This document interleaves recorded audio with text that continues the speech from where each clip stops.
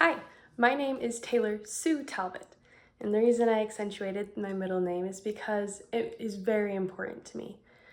Not only is it passed down from generation, my mom has that middle name, my mom's mom has that middle name, but it also is a memory. It makes me who I am. I remember my dad coming home from work every single day and just coming in saying, "Taylor Sue, how are you?" And so that meaning of my middle name is so important, but most people don't know that. For me, I like to build relationships, and the way I learn how to do that is how I see others treated. And I'll talk about why it's important for me. What's interesting is though I have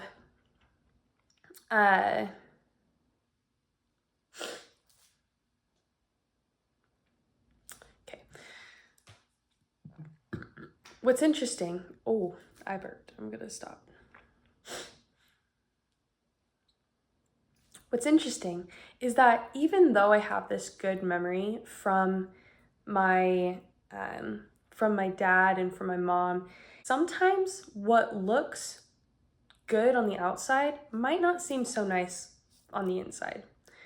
For instance, some of my really good memories that I've had is like when my dad comes home every single day and says my middle name, or the times that I've been able to go with my mom and with my siblings, and those memories make me me and make me happy as well.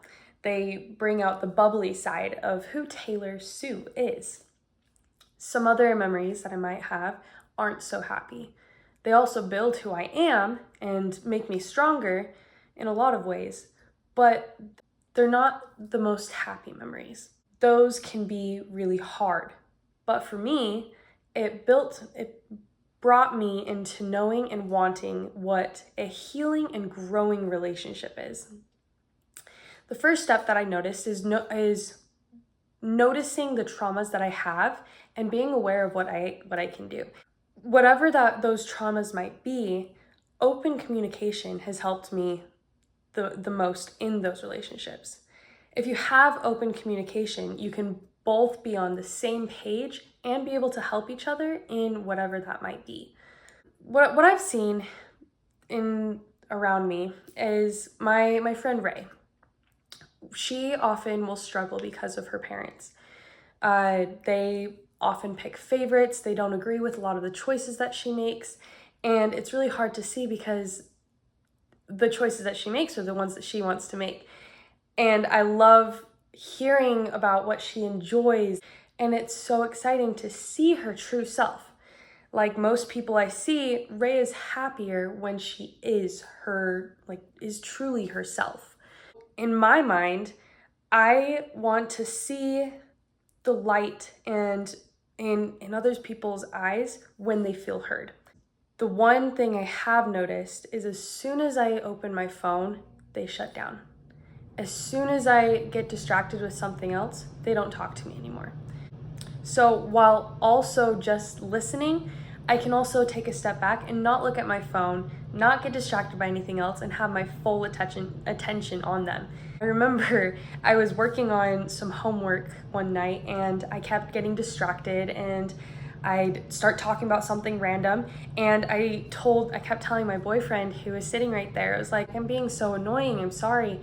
And he just kept on grabbing my knee and he'd just rub it and he would just listen to everything that I had to say. And it was so comforting to me that I felt safe, that I could keep talking. I could keep being myself. The feeling of being heard, but also being able to be myself was the most important thing in that moment. I personally work for the Utah Schools for the Deaf and Blind as an intervener in the deafblind services. Now, an intervener is a one-on-one mentor with a student who is deaf and blind. Along with working with my student and helping him to build connections and be connected with the outside world, I'm also building connections with his peer tutors and learning who they are and letting them be themselves around people that they might not know fully. And while I'm building connections with these peers, I'm also helping them build connections with a student that can't talk, can't hear, can't see, and is trying to just learn the outside world. And it's so wonderful to feel that and feel connection between others and between them and between me. And because I feel all of these things and I see it as important, and I've felt it when people want to have that connection with me, I want to focus my efforts to listen and use what I know. So who am I? What am I about? Well, I'm about connection. I'm about learning on a deeper level who somebody is and what relationships I can build through that, through with my family, with my friends. I can build a long lasting relationship. I can build a relationship that just started.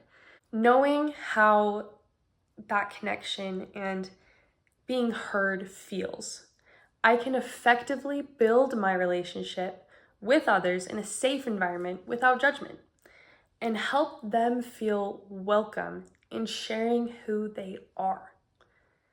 And that is what I want to do. That is my goal in life. That is my what I value the most, is letting someone be who they are in a safe, non-judgmental environment. Now, when I first opened up all my social media accounts, I had my caption on my page for everyone to see, and I stand by this, and I think this is very fitting. And I'll end with it saying, everyone who isn't weird is weird. Therefore, everyone is weird. Thank you.